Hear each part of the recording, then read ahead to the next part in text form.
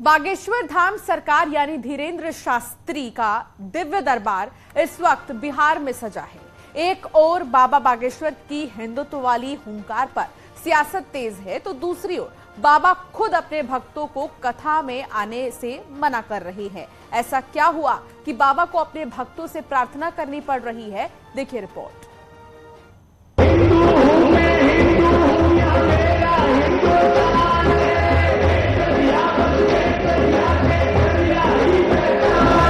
बिहार के लोगों से प्रार्थना है कि अभी 2 दिन की कथा है, जो आज आ गए वे कल मत आने। हिंदुत्व की हुंकार के साथ पटना में हनुमंत कथा कर रहे बागेश्वर धाम सरकार यानी धीरेन्द्र कृष्ण शास्त्री अपने ही भक्तों को कथा में आने से क्यों रोक रहे हैं? वो कल की कथा घर पे टीवी पे सुनना।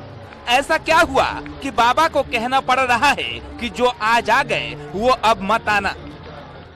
बिहार के लोगों से प्रार्थना है कि अभी 2 दिन की कथा है, जो आज आ गए वे कल मत आने। कल दूसरे लोगों को आने, जो आज आ गए वो कल मत आना, हमारी प्रार्थना है। दरअसल धीरेन्द्र शास्त्री को सुनने के लिए लोग बिहार ही नहीं बल्कि दूसरे राज्यों से भी पहुंच रहे हैं।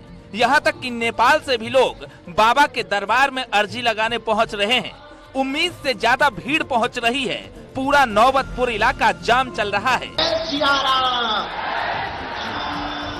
रविवार को करीब 5 से 7 लाख श्रद्धालु तरेत पाली मठ पहुंच गए।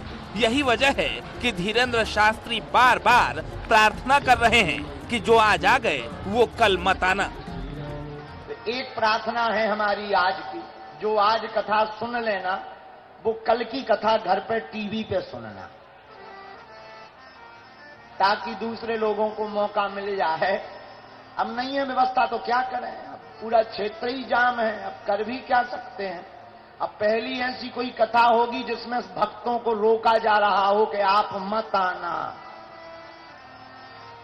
हाँ, और ये भारत का रिकॉर्ड बिहार में ही बन करके रह गया है।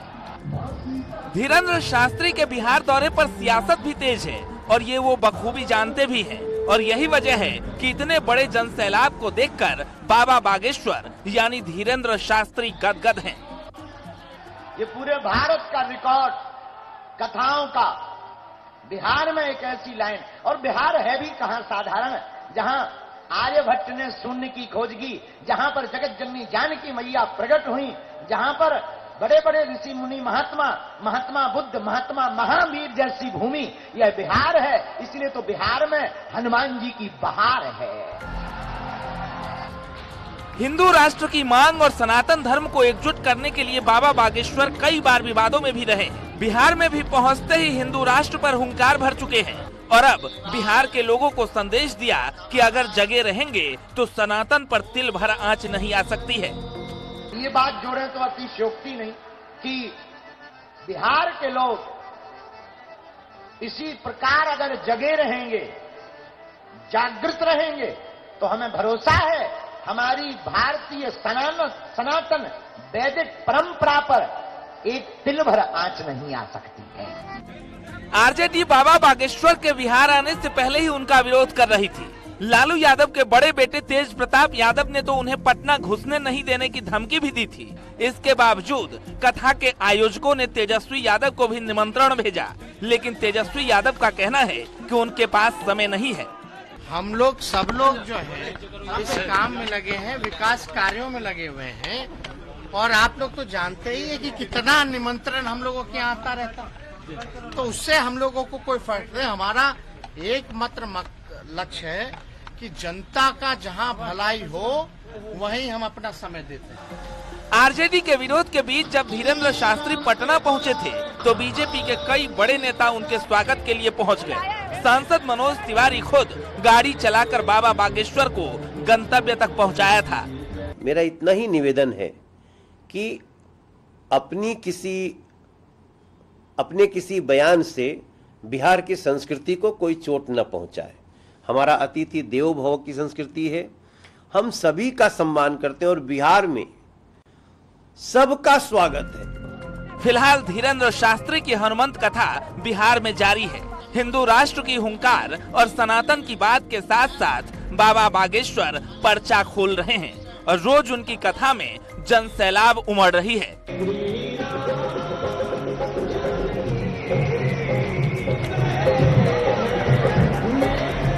Bureau report, news 18।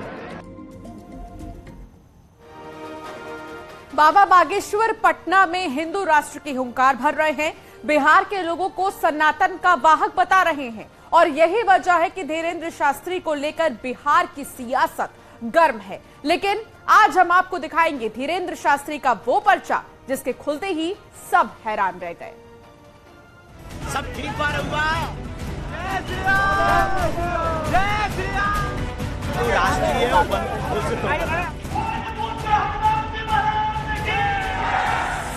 Bageshwar Dham सरकार यानी धीरेंद्र कृष्ण शास्त्री इस समय पटना में और बिहार की धरती से हिंदू राष्ट्र के हुंकार भर रहे हैं। हालांकि धीरेंद्र शास्त्री के हुंकार पर सियासी बवाल भी मचा हुआ है, लेकिन इसी बीच बागेश्वर सरकार ने पर्चा खोल दिया।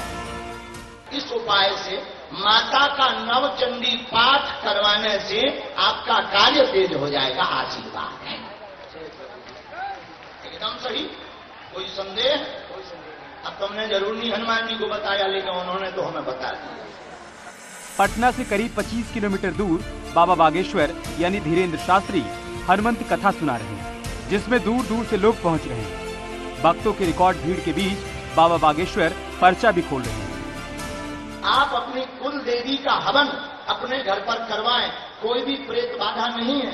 जाओ, 4 मई 2024 के बाद तीव्र गति के साथ आपका व्यापार चलेगा। आशीर्वाद। बाबा बागेश्वर पर्चा खोल रहे थे, लेकिन सवाल वही था जो आरोप धीरेंद्र शास्त्री पर पहले से लग रहे हैं। क्या बाबा पहले से जानकारी लेकर बैठे थे? धीरेंद्र शास्त्री ने इन आरोपों का भी जवाब लाइव दिया। न्यूज 18 वाली बहन जी, ये हमने दूसरा पर्चा बना लिया।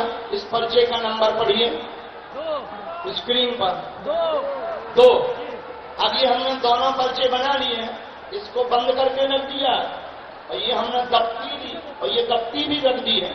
अब आप जहां जाएंगी, जिनको उठाएंगी, उन्हीं के ये 2 पर्चे बने हैं और जिनको आप भेजेंगी और उसके लिए जौन सा भी नंबर आप बोलेंगी, उसी के लिए वही नंबर निकलेगा। और आपकी क्षमता नहीं है कि हनुमान जी ने जिनका नाम या जिनकी समस्या लिखवा दी है, उसके अलावा तुम किसी को ले आओ। अगर ले आओ तो हम तुमको बहादुर मानेंगे और आज से ही गद्दी पर बैठना छोड़ देंगे। बाबा के चैलेंज पर हमारी संवाददाता पंडाल के बीच भीड़ में गई। वहां से 2 लोगों को लेकर मंच तक पहुंची। फिर क्या हुआ वो आप खुद देखिए। ये कौन से नंबर का पर्चा खोले? पहले नंबर का ही खोलिए। 1 नंबर? हाँ। फाइनल? हाँ। कि 2? एक ही खोलिए, एक? क्योंकि पहली नजर मेरी इन पे पड़ी थी। पहली नजर आपकी इन पे पड़ी, इसलिए इनको पर्चा भी 1 नंबर का खोला। हाँ। तो नहीं खुलवाना? 2 इनके लिए। अच्छा ठीक है। ये कितना नंबर? जी। बालक पढ़े लिखे हो? हम पढ़ के बोले, विगत 4 साल से घर में दिक्कत, बालक चल नहीं पाता है, झटका बनते हैं, पैर की नसें टेढ़ी हो गई है। गंसू कुमार को आराम लगेगा, चिंता न करें, धाम पर लेकर के आ जाएं, आज से ही आराम प्रारंभ हो जाएगा। आशीर्वाद है।